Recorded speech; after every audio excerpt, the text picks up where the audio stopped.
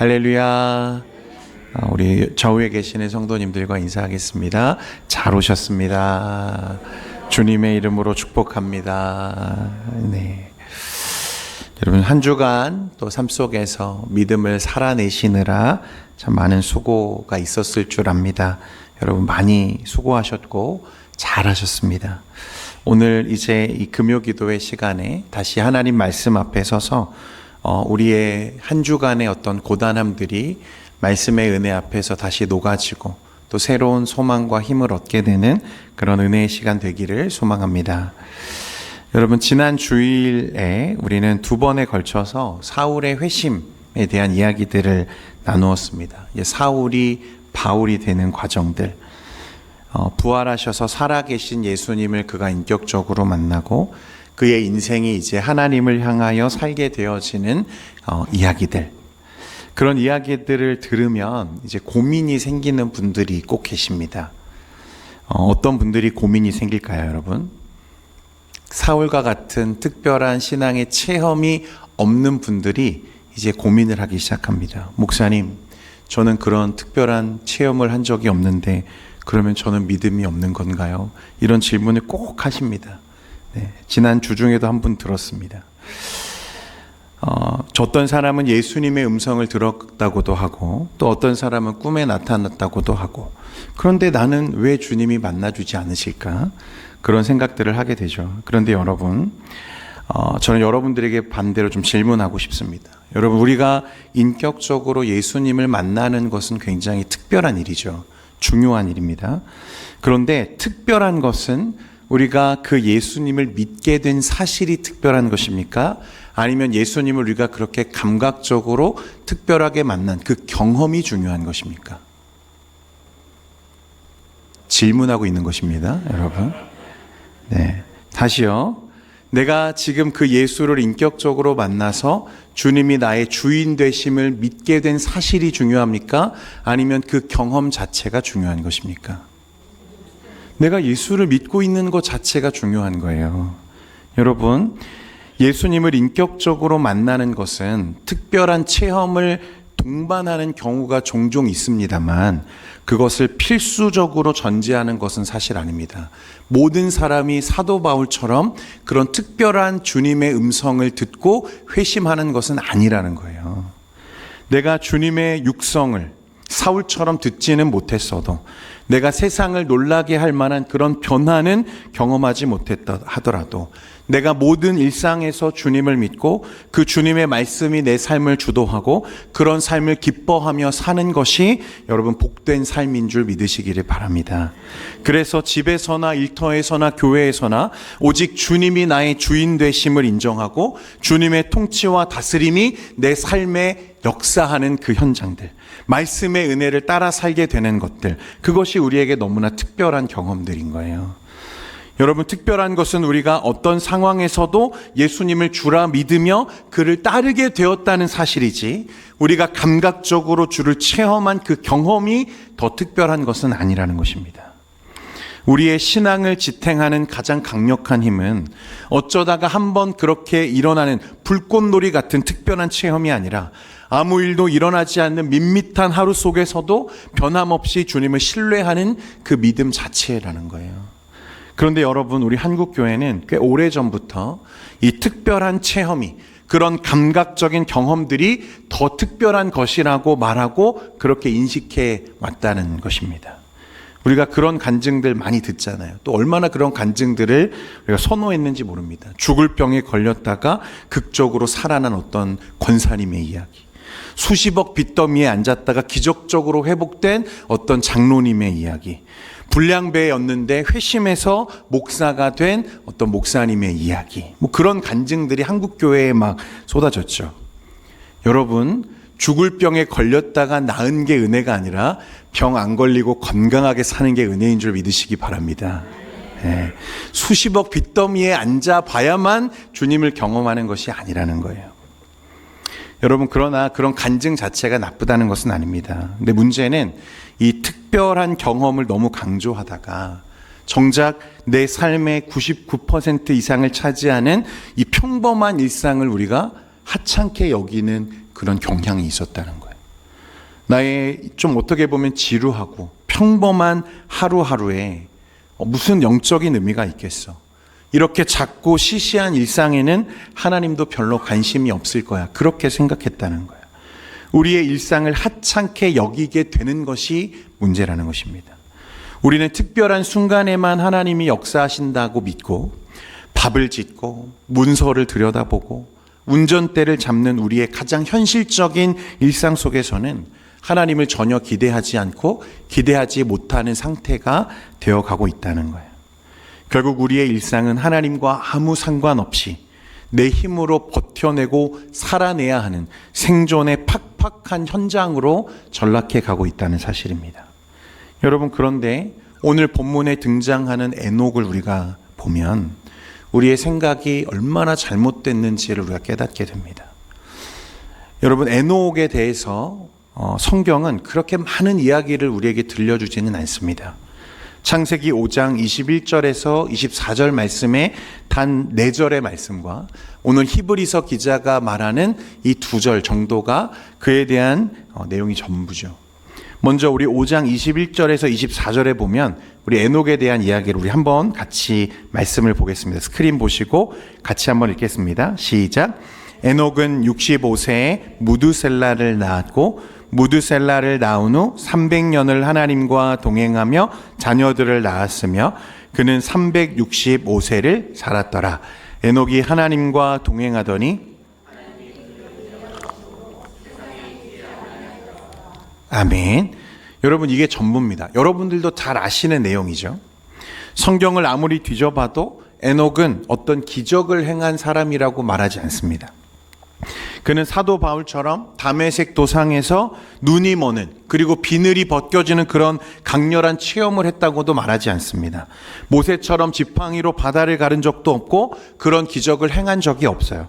창세기 5장에 기록된 대로 무두셀라를 낳은 후에 300년을 하나님과 뭐 했다? 동행했다. 동행하며 자녀를 낳았고 하나님이 그를 어떻게 하셨죠? 데려가셨다. 이게 전부예요.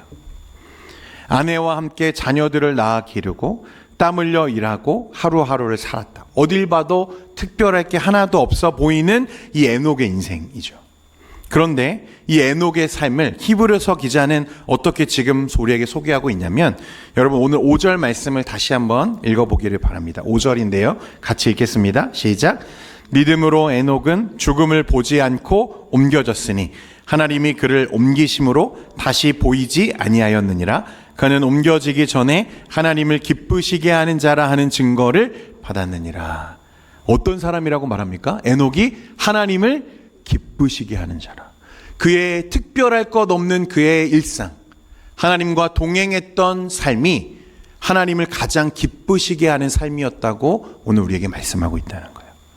사랑하는 성도 여러분, 저는 오늘 여러분의 일상이 하나님 앞에 새롭게 해석되는 시간이 되기를 소망합니다.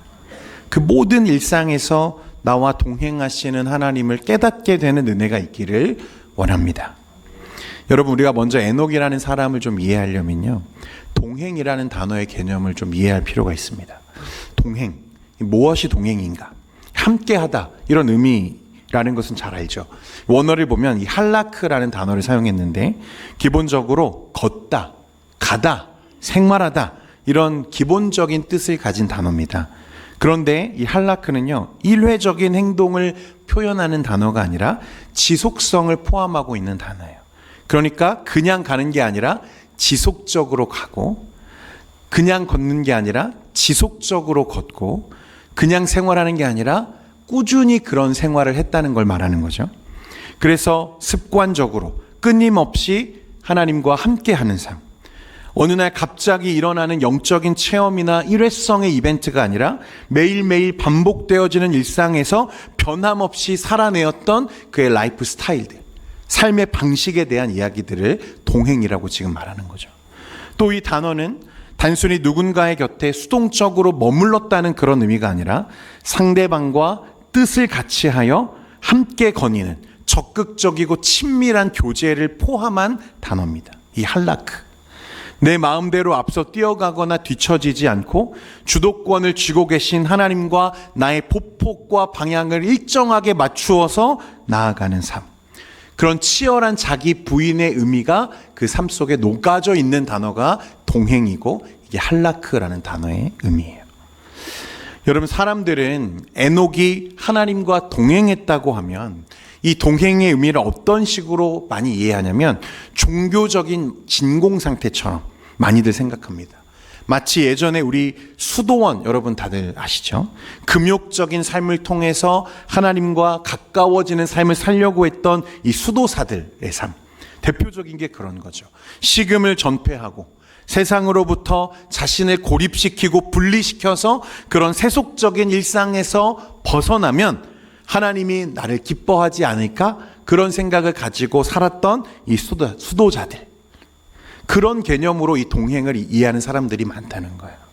그런데 여러분, 창세기 5장 22절에 보니까요, 말씀해 보니까 무드셀라를 낳은 후 300년을 하나님과 동행하며 무엇을 낳았다고 되어 있습니까? 자녀를 낳았다고 되어 있어요. 여러분, 자녀를 낳았다. 이건 뭘 전제하는 거죠? 그에게 다른 사람과 전혀 다르지 않은 평범한 일상이 함께 있었다는 것을 말하는 거예요. 가족들과의 시간들, 자녀들을 키우면서 우리가 얼마나 많은 추억들을 만들어내고 애환들을 만들어내고 살아갑니까? 에녹도 마찬가지였다는 거예요. 가장으로서 책임져야 하는 노동의 시간들도 있었을 거고, 가족의 어떤 무게들, 그야말로 먹고 사는 문제에 자유하지 못한 그런 평범한 사람이었다는 것을 말씀하고 있다는 거죠. 그러니까 에녹이 하나님과 동행했다고 말하는 것은 결코 구름 위를 걷는 그런 낭만적인 산책이 아니라는 거예요. 매일 아침 눈을 떠서 마주하는 현실들, 그 현실들을 에녹은 똑같이 살아냈어요. 얼마나 수고스럽습니까? 여러분들도 너무 잘 아시잖아요. 지난 한 주간의 삶 속에 여러분 얼마나 치열한 삶들을 우리가 살아왔습니까? 매일 반복되어지지만 벗어날 수 없는 그런 일상의 무게들을 우리는 견디며 살고 있는 거죠. 질병의 문제, 가난의 문제, 내 자녀의 문제, 여기서 자유한 인생이 과연 누가 있냐는 거예요. 에녹도 마찬가지로 그런 똑같은 일상들을 반복해서 살아가면서, 그런데 그 중에 하나님과 무엇을 했다고 말하는 거예요? 동행했다고 말씀하는 거예요. 하나님과 발을 맞추고 보폭을 맞추고 방향을 맞추고 자신의 일상을 살아내었다고 말하고 있는 것입니다. 여러분, 17세기 프랑스의 한 수도원에서 평수사로 섬기던 이 로렌스 형제라는 분이 계십니다. 이분은요, 화려한 강단에 서는 어떤 사제나 위대한 어떤 신학자는 아니었어요. 그는 평생 수도원에서 살았는데 그가 맡았던 일은 무엇이었냐면 그 수도원의 냄새나는 주방에서 사람들의 밥을 짓고 그런 설거지를 도맡아 하는 일들을 수십 년간 해온 사람이에요. 어떻게 보면 지루하고 하찮은 일상이라고 할 수 있죠. 그런데 그가 훗날 하나님의 임재 연습이라고 하는 이제 책을 통해서 자신의 일상을 고백하는데요. 이렇게 고백했습니다. 나에게는 프라이팬 계란 하나를 뒤집는 시간이나 무릎을 꿇고 성찬을 받는 시간이나 전혀 다르지 않았습니다. 나는 프라이팬 계란 하나를 뒤집을 때도 하나님을 사랑하는 마음으로 했습니다. 시끄러운 주방 한가운데에서 달그락거리는 그릇들을 씻을 때에도 나는 하나님이 나와 함께 하심을 누리며 그 어느 때보다 깊은 평안을 누렸습니다. 이렇게 고백했어요. 여러분, 이것이 바로 동행의 본질인 거예요. 하나님을 내 삶의 가장 치열하고 그런 팍팍한 그 현장으로 모시고 와서 그 하나님과 그 현장을 함께 거니는 삶. 내가 하루 일과의 고됨과 씨름할 때, 사람들과 부대끼며 갈등할 때, 집안일을 하며 한숨을 쉴 때, 지쳐서 앉아 쉴 때, 바로 그 자리에 주님이 나와 함께하고 계심을 인식하고 인정하는 것. 그것이 에녹이 우리에게 보여주는 동행의 의미이고, 그가 300년간 하나님과 동행했다라고 말하는 그 동행의 본질입니다. 그렇다면 에녹은 어떻게 그 일상 속에서 300년이라는 시간 동안 흔들림 없이 하나님과 동행할 수 있었는가? 그 출발점이 5장 21절에 나옵니다. 에녹은 65세에 누구를 낳았다고 되어 있습니까? 여러분, 무두셀라를 낳았다고 되어 있죠. 에녹이 65세에 낳은 첫 아들 이 무드셀라를 낳은 기점으로 이제 300년간의 동행이 시작되었다고 지금 기록하고 있는 거예요. 그러면 도대체 첫 아들을 낳은 그 사건이 그에게 어떠한 영적인 충격을 주었길래 그의 삶이 그렇게 하나님과 동행하는 삶을 살게 되었는가? 여러분, 비밀은 에녹에게 있는 게 아니라 사실 그 아들의 이름에 있습니다. 무드셀라. 여러분, 무드셀라라는 이름은요, 어떤 뜻을 가지고 있냐면 두 가지 뜻을 가지고 있는데 죽음과 심판이라는 뜻을 갖고 있습니다. 죽음과 심판. 여러분의 첫째 아들의 이름을 죽음과 심판이라고 지을 부모가 세상에 있습니까? 없습니까? 있어요? 없어요? 여러분 그렇게 지으시겠습니까? 아니요, 절대 그렇게 안 짓죠. 그런데 에녹은 자신의 첫 아들의 이름을 뭐라고 지었어요? 죽음과 심판이라고 지었어요. 왜 그랬을까요, 여러분? 그러니까 에녹은요, 하나님의 특별한 계시를 받은 거예요. 하나님은 에녹에게 이 세상의 죄악과 다가올 종말에 대한 그림을 그에게 먼저 보여주셨어요. 어떤 사건이죠? 노아의 홍수 사건을 누구에게 보이셨어요? 에녹에게 보이신 거예요. 이 세상에 하나님의 심판이 임하게 되는 날이 온다는 것을 에녹에게 보이시고, 그래서 그 하나님의 계시대로 자신의 아들의 이름에 무엇을 넣었어요? 죽음과 심판이라고 하는 이름을 지은 거예요. 여러분 생각해 보세요. 에녹은 첫 아들, 얼마나 귀합니까? 얼마나 사랑스러워요? 그 아들을 품을 때마다, 무드셀라를 품을 때마다 아들이 자라면서 재롱을 부리고 심지어 그 아들과 겪게 되어지는 모든 일상의 삶을 살아갈 때마다 그 아들을 볼 때마다 그는 무엇을 새길 수밖에 없어요? 하나님의 심판과 죽음이 오고 있다는 사실을 새길 수밖에 없는 거죠. 그러니까 어떤 의미죠? 내 아들이 죽으면 이 세상에 무엇이 온다? 하나님의 심판이 임한다는 것을 에녹은 알았다는 거예요. 이 세상이 영원한 것이 아니라 반드시 끝이 있고 하나님 앞에 서야 하는 날이 있다는 것을 누구는 인식하고 사는 거죠? 에녹은 지금 인식하고 있는 거예요. 그런데 에녹은 세상을 등지고 산속으로 도망치지 않았습니다. 오히려 그 종말에 대한 분명한 인식, 그 거룩한 긴장감을 품고 자신의 일상 속으로 더 깊이 들어갔어요. 세상 사람들은 눈에 보이는 것이 전부인 줄 알고 당장의 이익과 눈앞의 성공과 남들보다 더 나은 삶을 살기 위해서 아등바등 살 때 에녹은 어떤 삶을 삽니까? 하나님과 동행하는 삶을 살았다는 것입니다. 그는 똑같이 일을 하고 그 전과, 그것을 알기 전과 후에 다름이 없이 매일 똑같은 하루를 살고 자녀를 키우고 일상을 살아내고, 그러나 그의 시선은 언제나 이 세상 너머에 있는 영원하신 하나님을 향해 고정되어 있었다는 것을 말하는 거예요. 여러분, 우리의 일상이 왜 그토록 공허하고 팍팍해지는가? 오늘 내 눈앞에 닥친 현실, 내일 처리해야 될 과중한 업무들, 눈앞에 보이는 사람들의 평가가 내 인생의 전부라고 믿는 사람들은 그 일상의 무게에서 도저히 벗어날 수가 없는 거예요. 여러분, 그게 우리의 삶이 변하지 않는 이유이기도 합니다. 그러나 영원하신 하나님 앞에서 나의 오늘을 바라보는 거룩한 긴장감이 있을 때, 에녹과 같이 그런 긴장감이 있을 때 어떤 삶을 사는 거예요? 동행하는 삶을 사는 거예요. 재정과 감정과 직장과 청지기의 삶, 이 모든 영역에서 우리가 세상의 방식과 다르게 자기를 부인하며 살 수 있는 유일한 이유는 무엇인가? 그것은 우리에게 그 이유가 있는 게 아니라 영원한 하나님의 나라가 내 삶 속에 기다리고 있다고 하는 이 종말론적인 믿음을 가진 자가 그 길을 걸어갈 수 있다는 거예요. 에녹은 바로 그 믿음의 렌즈를 끼고 매일매일 자신의 일상을 해석해내는 거죠. 그렇기에 남들은 알아주지 않아도, 당장 눈에 보이는 보상은 없어도 묵묵히 그리고 정직하게 하루하루를 살아낼 수 있었다는 것입니다. 사랑하는 성도 여러분, 영원한 시선으로 오늘을 사는 긴장감이 여러분에게 있기를 소망합니다. 저는 이 말씀 묵상하면서요, 저 자신에 대해서 또 생각하고 실망하게 됩니다. 이렇게 설교하고 있는 저 자신도 오늘 반복되어지는 일상에 매여서 영원이 아니라 그저 오늘에 매여 살고 있지는 않은가 영원을 바라보지 못하고 있다는 것을 참 많이 깨닫게 됩니다. 그러나 여러분, 성경은 계속해서 저와 여러분에게 이 경고의 메시지를 던지죠. 오늘날 저와 여러분은 이미와 아직 사이에 서 있습니다. 이 시간을 성경은 종말 혹은 말세라고 부르죠. 여러분, 오늘의 이 시간은 그저 흘러가는 시간이 아니라 마지막 때 주님이 오시는 그날을 향해 가고 있는 하루인 줄 믿으시기를 바랍니다. 주님이 언제 오실지는 알 수 없지만 여러분, 한 가지 사실은 분명해요. 주님은 반드시 오십니다.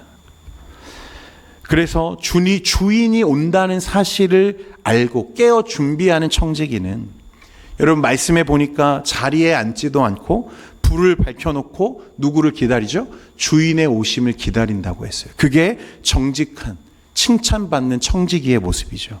여러분, 그게 동행이라는 거예요. 그런 믿음이 있는 자만이 우리의 모든 일상을 하나님과 동행하기 시작하는 거예요. 오늘의 현실에 만족하거나 오늘 현실에 절망하지 않고 영원을 살고 영원에 계시는 그 하나님을 바라보면서 오늘의 나의 삶을 해석할 수 있는 믿음의 여유가 생기기 시작하는 것입니다.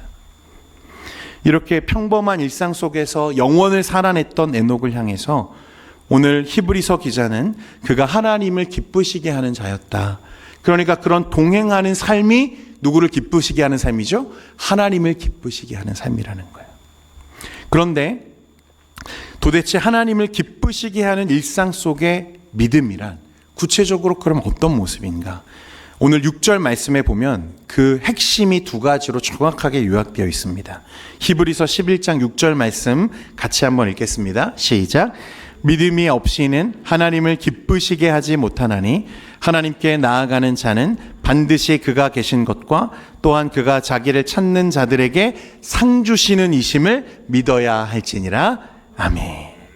여러분, 첫 번째로 동행하는 믿음의 실체는 그가 계신 것을 매 순간 인정하는 믿음을 말합니다. 여러분은 하나님께서 여러분과 늘 함께 하심을 믿으십니까? 아멘이시죠? 여기서 그가 계시는 것을 믿는다는 것은요, 하나님이 존재하십니다 라는 것을 교리적으로 지식적으로 동의하는 것을 말하는 게 아닙니다.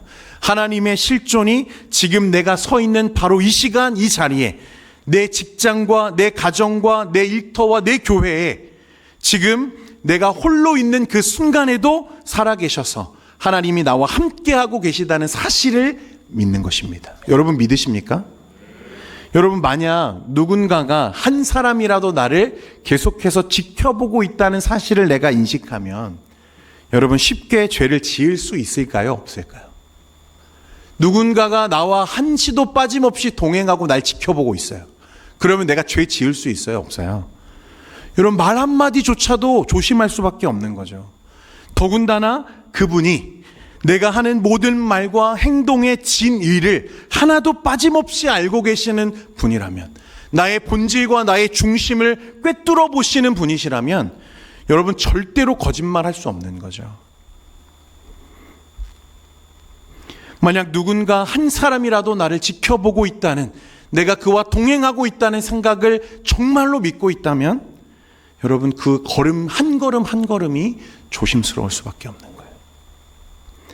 여러분, 그런데 우리가 얼마나 이중적입니까? 얼마나 간사한가요? 주일에는 거룩하신 하나님, 주님을 찬양합니다. 두 손 들고 찬양하다가 월요일 아침에 일터로 나가는 순간에 우리는 무신론자로 변신하죠. 사업의 방향을 결정하고 투자를 기획하고 자녀 교육의 방향을 결정할 때 하나님이 지금 내 곁에 살아계시다는 사실 자체를 배제하기 시작합니다. 내 경험과 내 계산과 세상의 지표를 가지고 나의 길들을 결정하기 시작하죠. 아무도 나를 보지 않는 그곳에서는 내 이기심과 내 본질에 있는 본성의 밑바닥에서 올라오는 그 악함이 여과 없이 드러나는 순간들이 참 많습니다. 여러분, 왜 그럴까요? 내 일상 속에 하나님이 나와 동행하심을 믿지 않기 때문에 그런 것입니다. 내가 어떤 결정을 내릴 때, 내가 무언가를 선택할 때, 내가 나의 모든 일상에 주님이 나와 동행하신다는 이 임재의 의식이 살아있을 때 여러분, 우리의 평범한 일상은 하나님이 다스리시는 거룩한 성소가 되는 줄 믿으시기를 바랍니다. 무례했던 내 언어가 부드러워지고 정직하지 못했던 내 손과 발이 돌이키게 되고, 여러분, 이것이 하나님을 기쁘시게 하는 동행하는 삶의 첫 단추라는 거예요. 여러분, 그런 은혜가 회복되기를 간절히 소망합니다. 두 번째는요, 상 주시는 이심을 믿는 거예요. 우리가 매일 반복되는 일상에서 지쳐 떨어지는 이유는 보상을 바라보지 않기 때문에 그렇습니다. 직장에서 아무리 힘이 들어도요, 여러분, 그래서 고단한 일상을 우리가 살아가도 여러분, 통장에 월급이 탁 찍히는 순간이 어떻습니까? 한 달간의 고됨이 잠시간은 잊혀지는 것들 경험하시죠? 그래서 우리는 다시 일어서서 일터를 향해 나갈 수 있는 거죠. 그런데 여러분, 이 상 주시는 이, 우리가 믿음의 삶으로 일상을 살아낼 때 나에게 상 주시는 이가 있다는 사실을 망각하는 순간에 여러분, 어떤 마음이 들죠? 이렇게 수고해봐야 무슨 소용이 있어? 누가 알아주기는 해? 그런 마음들이 들 수밖에 없는 거예요. 여러분, 그런데 에녹의 동행은 사람의 인정이나 세상의 어떤 것에 매이지 않았습니다. 왜냐하면 하나님께서 상 주시는 이심을 분명히 믿었기 때문이에요. 여기서 말하는 상은 세상에서 우리가 바라는 그런 성공, 그런 대박, 이런 게 아니죠. 이 상은 무엇입니까? 하나님 자신이세요. 하나님이시죠. 세상 사람들은 우리의 눈물을 모르지만 하나님은 다 아시죠. 누구도 알아주지 않는 자리에서 정직하게 땀 흘린 내 수고를 다른 사람은 몰라도 누구는 아신다는 거예요? 하나님이 아신다는 거예요. 왜요? 나와 동행하셨으니까. 나와 함께 하셨으니까. 여러분, 그러니까 사람의 평가와 세상의 문제에 일희일비할 필요가 없다는 거예요. 세상에 보상이 없다고 억울해할 필요도 없습니다. 여러분이 오늘 하루 일터에서, 가정에서, 공동체 안에서, 교회에서 주님의 뜻대로 살아내기 위해 발버둥 쳤던 그 모든 수고와 헌신을 하나님은 다 지켜보고 계시고 기록하고 계시다는 거예요. 그래서 우리 삶의 최종적인 평가자는 다른 분이 아니라 하나님이심을 믿는 자가 어떤 삶을 삽니까? 동행하는 삶을 사는 것입니다. 사랑하는 성도 여러분, 오직 한 분 하나님 앞에서 살아가는 나의 삶, 우리가 코람데오라고 말하죠. 신전인격. 그게 기독교 신앙의 가장 기본이고 본질이에요. 그런데 오늘날 우리가 하나님을 믿는다고 말하면서도 우리의 일상에서는 하나님이 나와 함께 하심을 믿지 않는 자들처럼 그렇게 살아갈 때가 너무 많다는 것입니다. 여러분, 이제 말씀을 좀 정리하겠습니다. 동행은 단순히 나란히 걷는 게 아닙니다. 방향과 속도를 맞추어 걷는 것을 말해요. 우리는 너무 자주 내가 원하는 목적지를 정해놓고 하나님을 내 쪽으로 끌어당기는 삶을 살아갑니다. 하나님, 내가 이 길로 갈 테니까 빨리 오셔서 좀 도와주십시오. 기적을 좀 베풀어 주십시오. 특별한 체험들, 경험들을 간구하는 거죠. 그런데 에녹은 전혀 달랐어요. 자신의 뜻, 자신의 속도, 자신의 생각이 아니라 하나님 말씀 앞에 자신의 삶, 일상을 내려놓기 시작했습니다. 하나님이 멈추시면 자신도 멈추고 하나님이 걸어가시면 함께 걷는, 자신의 삶의 주도권을 완전히 하나님께 내어드리고도 기쁨을 누리는 삶, 그것이 300년 동안 동행했던 에녹의 삶이었어요. 사랑하는 여러분, 더 이상 그런 특별한 체험을 구하는 어린이 아이와 같은 신앙에서 머물지 않고 오늘 하나님과의 동행하는 삶을 꿈꾸는 여러분들 되시기를 바랍니다. 나의 모든 일상에서 내가 앉으나 서나, 내가 기쁠 때나 슬플 때나 나의 모든 삶 속에 동행하시는 그 하나님과 함께 걷고, 그래서 내가 풀어내야 할 그 모든 절망스러운 그 순간들조차도 하나님이 나와 함께 하심을 믿으며 걸을 수 있는 그 평범하지만 은혜로 가득 채워진 나의 일상들, 내가 밥을 짓고 내가 일을 할 때도 아무도 나를 바라보지 않는 그 고독한 시간 속에도 주님이 나와 함께 하심을 믿고 주님이 나의 상급이심을 믿으며 살아가는 삶, 나의 평범한 일상을 하나님과 동행하는 기적의 현장으로 바꾸어내는 참된 믿음의 사람들, 에녹과 같은 믿음의 삶 되시기를 주님의 이름으로 축원드립니다. 여러분, 이 시간 우리 함께 찬양하면서 기도할 때 여러분, 우리의 일상을 좀 하나님 앞에 다시 돌아보는 오늘 이 밤이 되기를 원합니다. 나는 과연 하나님과 동행하고 있나? 나의 일상이 정말 하나님이 함께하고 계시나? 여러분, 그렇다면 나는 얼마나 큰 은혜 속에 지금 살고 있는가? 오늘 다시 주님의 음성 앞에 회복되어지는, 치유되는 그런 은혜의 시간 되기를 소망합니다.